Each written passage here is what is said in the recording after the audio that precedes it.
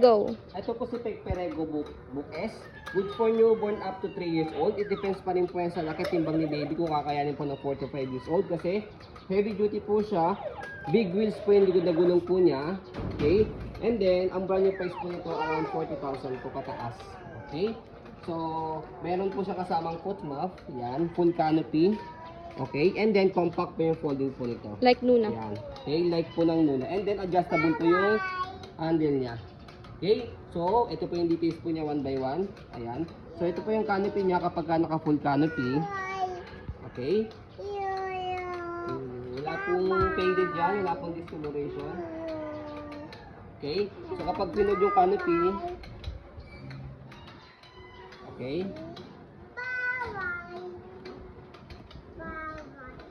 Ayan. Okay. Same din sa kabila meron din. Dalawa lang zipper. Tsaka ito dalawang zipper ah. Yung ibang stroller di dalawa.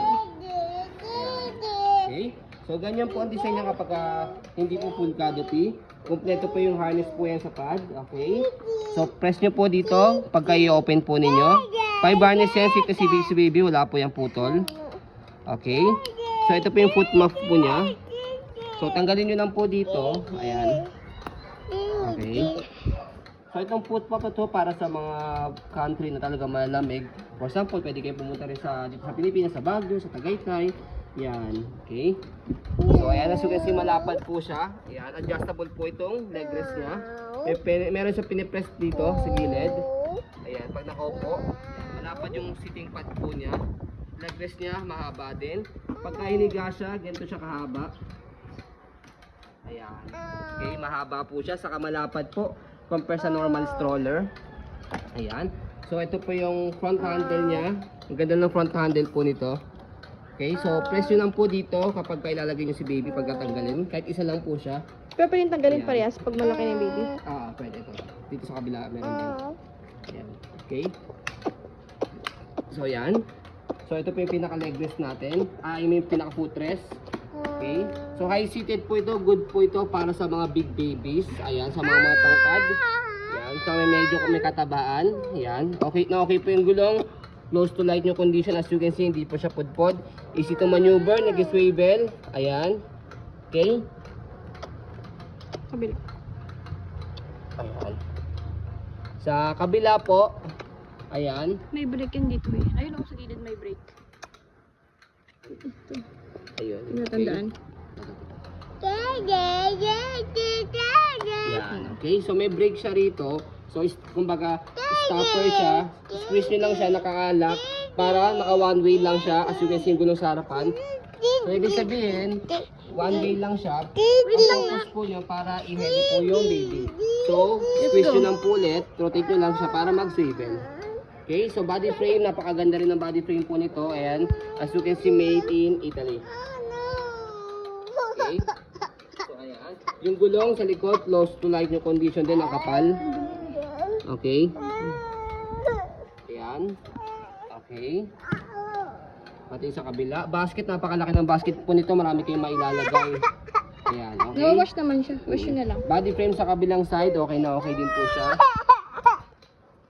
Okay. Ayan. So, regarding naman po sa handle niya, ayan. Scratch lang yun. Okay, so ang ganda rin ng handle po nito, yan, leather. Okay, so meron na po siya kasama 2 pieces bag hook.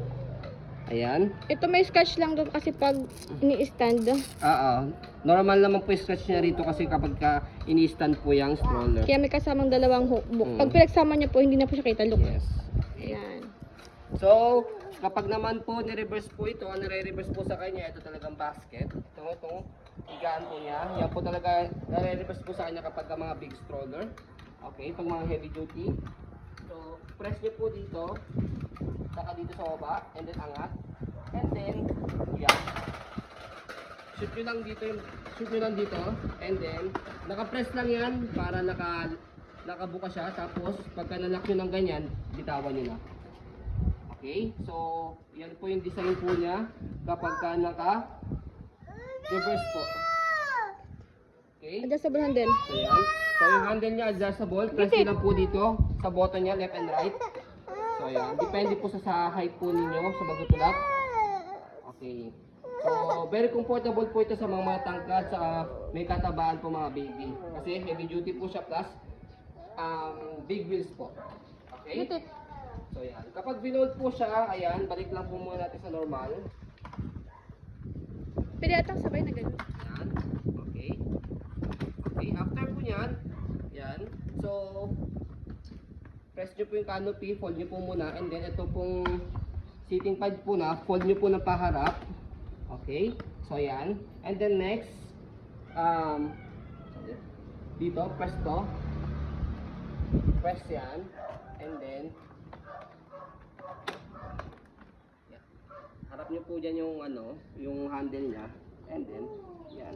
Tapos, pag na-transfer nyo na yung handle po dyan, nag-automatic lock dito sa kabila. So, ganito po siya kapag naka-fold. Ayun. Ayan. Pwede siyang i-stand dun sa gilid, di ba? Okay. So, ayan. Kaya nagagasgasan yung handle. So, pwede siya, yan, pa ganyan. Luggage type. Okay, kung ayaw nyo pong buhatin. Okay, so kapag in-open po siya, sa gilid, bukan nyo lang po yan. Ito. I-lock niya rito sa gilid. Bukan nyo lang po siya. Yung handle niya, automatic bubukan na po yan ng kusa. So, after po nyan, press nyo lang po itong adjustment po niya sa higaan. Yan, para magamit nyo na po siya. Okay? So, ganyan lang po siya kadali kapag i-open sa i-fold. Okay? So, yon, huwag natin kalimutan yung pinaka-foot mat niya. Foot map ang tawag sa kanya. Okay? So, yun po, as you can see, very details po kami mag-video kasi yung shop policy po namin, no refund, no exchange, what you see is what you get. So, yun po, maraming salamat. Have a nice day and God bless po.